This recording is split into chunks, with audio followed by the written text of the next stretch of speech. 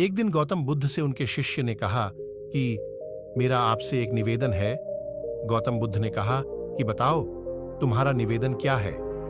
शिष्य ने कहा, मेरे वस्त्र पुराने हो गए हैं, अब वो पहनने लायक भी नहीं रहे।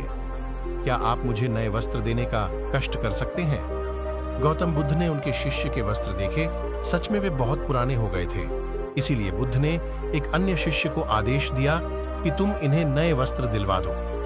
कुछ दिन बाद जब गौतम बुद्ध उस शिष्य से मिले, तब उन्होंने उनसे पूछा कि क्या तुम्हें अब अपने नए वस्त्रों में आराम मिल रहा है? तुम्हें और कुछ तो नहीं चाहिए ना? तभी उस शिष्य ने कहा, धन्यवाद प्रभु, मुझे अब इन वस्त्रों में बिल्कुल आराम मिल रहा है, मुझे और कुछ भी नहीं चाहिए। गौतम बुद्ध ने शिष्य से पूछा कि अब जब तुम्हारे पास नए वस्त्र है तो तुमने अपने पुराने वस्त्र का क्या किया? शिष्य ने कहा, प्रभु, अब मैं उसे ओढ़ने के लिए प्रयोग में ले रहा हूं। बुद्ध ने कहा, तो तुमने अपने पुराने ओढ़ने के लिए जो ओढ़नी रखी थी उसका क्या किया? शिष्य ने कहा, जी मैंने उसे खिड़की पर पर्दे की जगह लगा दिया है। गौतम बुद्ध ने फिर से प्रश्न पूछा, तो फिर तुमने पुराने पर्दे का क्या किया? तुमने उसे फेंक दिया? शिष्य ने कहा, जी नहीं, मैंने पुराने पर्दे अभी तक फेंके नहीं हैं। मैंने तो उसके 4 टुकड़े किए और उनका उपयोग मैं रसोई में गर्म पतीलों को आग से उतारने के लिए कर रहा हूं।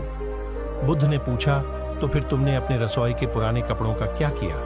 शिष्य ने कहा, अब मैं उन्हें पोंछा लगाने के लिए उपयोग में लेने वाला हूं। गौतम बुद्ध ने कहा, तो फिर तुम्हारे पुराने पोछे का क्या हुआ? तब शिष्य ने कहा कि प्रभु, मेरा पुराना पोछा अब उतना खराब हो गया था कि उसका कुछ नहीं हो सकता था। इसीलिए मैंने उस पुराने पोछे का एक एक धागा अलग कर दिया और उसमें से दिए की बातियां तैयार कर लीं और उन्हीं बातियां में से एक कल रात आपके कक्ष में प्रकाशित की थी। गौतम बुद्ध अपने शिष्य से संतुष्ट थे। वो ये जानकर बहुत खुश थे कि उनका शिष्य चीजों को बर्बाद नहीं करता है और उसमें यह भी समझ है कि चीजों का किस तरह से प्रयोग किया जा सकता है।